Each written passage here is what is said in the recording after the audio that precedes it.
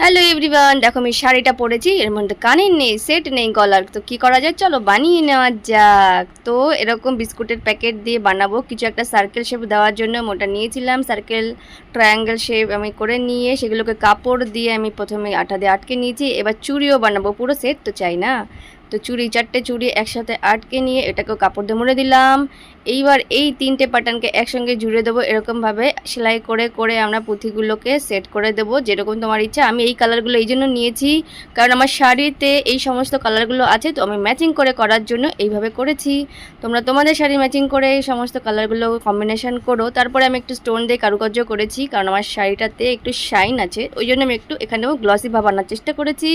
তারপরে পেছন দিকটা এরকমভাবে ঢেকে নিলাম। চুড়িগুলো রেডি, মালা রেডি, কানে রেডি, সমস্ত কিছু রেডি। এবার পরে দেখাচ্ছি। তোমাদের ভালো লাগলে ভিডিও লাইক শেয়ার করো, কেমন হয়েছে জানিও অবশ্যই। চ্যানেলে নতুন হলে সাবস্ক্রাইব করতে ভুলো না। Tata, bye bye.